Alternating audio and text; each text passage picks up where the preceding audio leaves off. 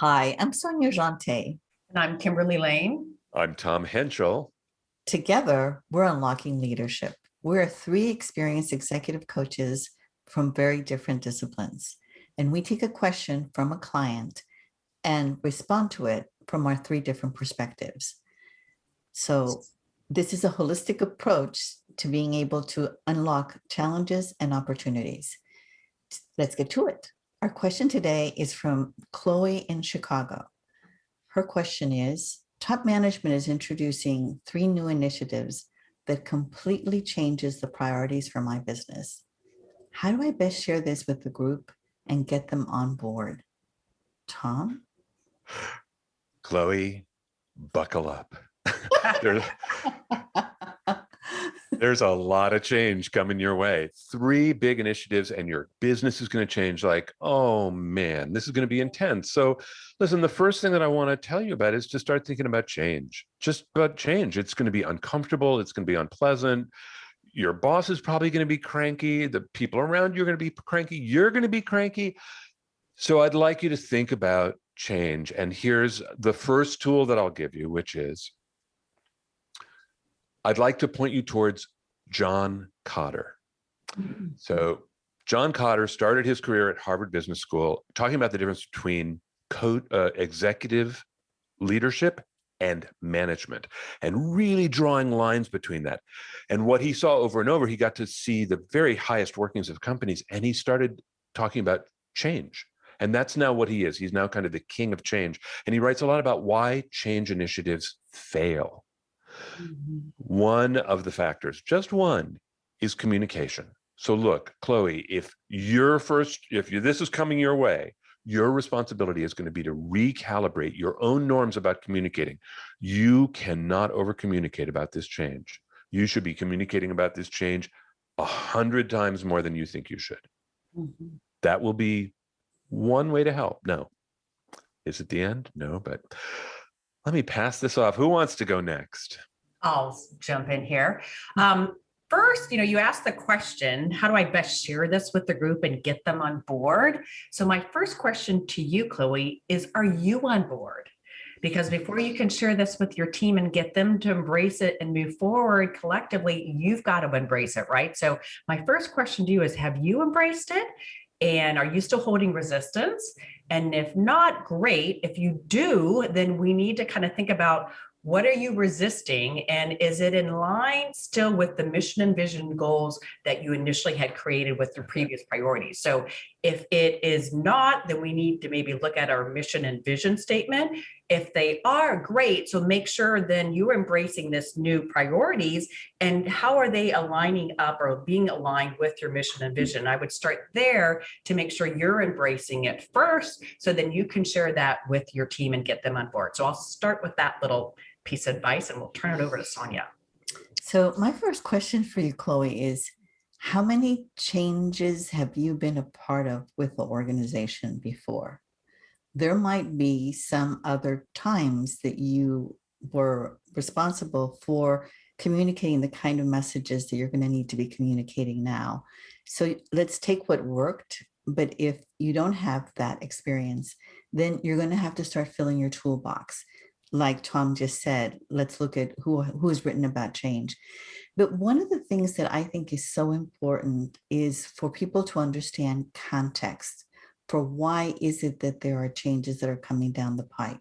Because getting on board with something that you understand is a whole lot easier than just feeling that you, again, were just sidelined and somehow, some way now you're supposed to make something work. So one of the things I often encourage leaders is this may require for you to have a retreat or to have a special session through which you walk the group through what is going on in the organization, in the industry, in the business that is now requiring a new set of priorities. Back to context. When people can sit in the room and as that information is being shared or raised, and you see their heads going up and down, or the little light bulb going on in the head, having an aha moment, then it isn't going to be all left up to you to get them across the finish line and say, this is how you're going to be on board. So my advice always is when there is a big change from the way things were, let's figure out how we got there. I just want to say I really appreciate today how distinct the three of us are coming at this, that we're coming at it from really our own buckets. And there's a place where we all overlap. You know what I mean? Like there's a place that we all see it in the same way. So I want to build a little bit off of what you talked about maybe doing a retreat or whatever. Chloe, one of the things that I think you need to do proactively, if you want this to go well, and I'm assuming you do, is to get people involved. And that means get your boss involved, get your boss to come and talk to your people, get your people involved, get things happening, get ways to measure things, get ways to you do things. I mean, you need to get people handling this. If it is something that people hear about and think, oh, well, it doesn't matter, I don't need to touch it, they're going to keep it at arm's length. And the change will be agonizingly slow. And it will look like resistance, whether it's intended or not.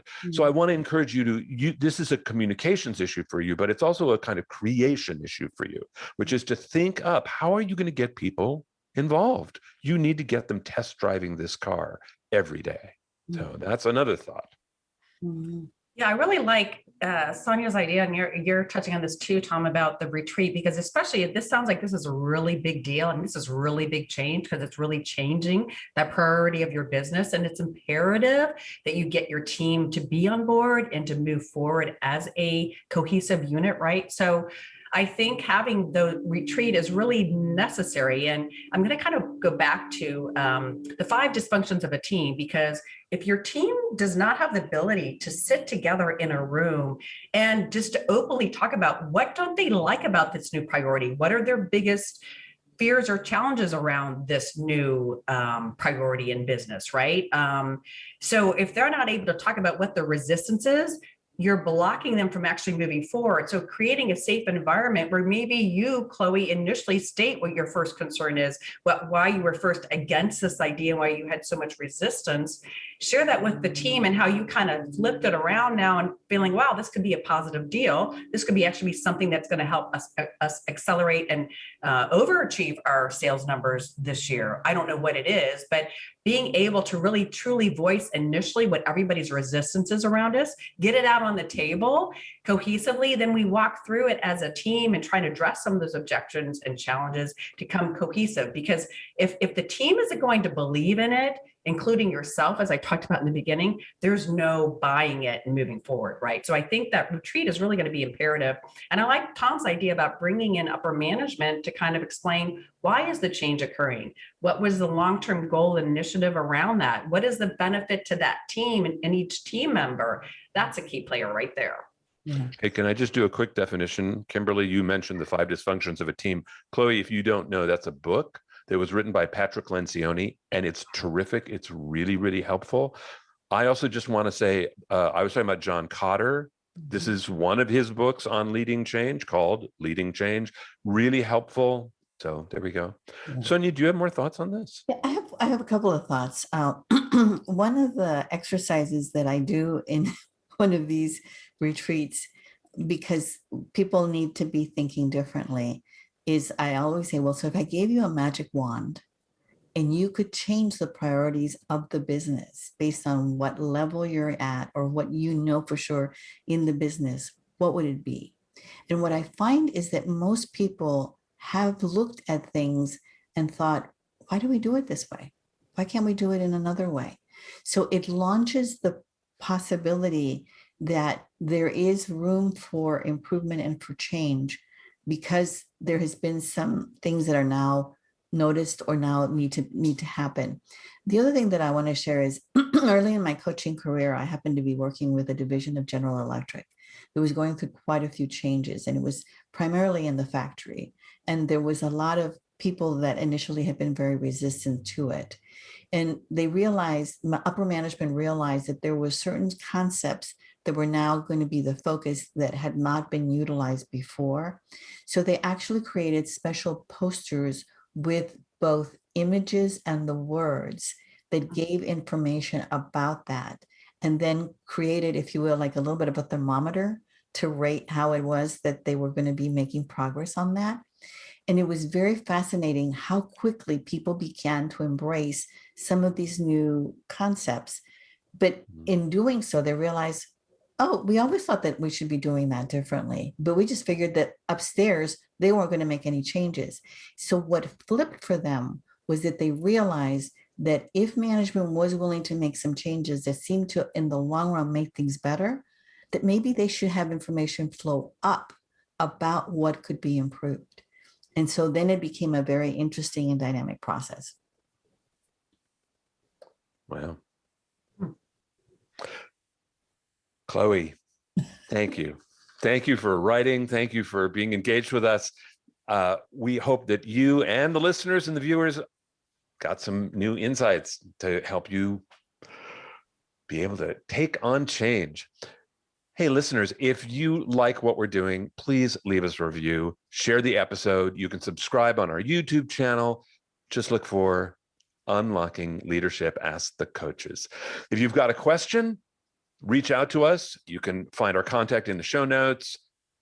Thanks for joining us today. Next time, tune in again for the keys to unlocking your best leadership. Bye-bye. Bye-bye.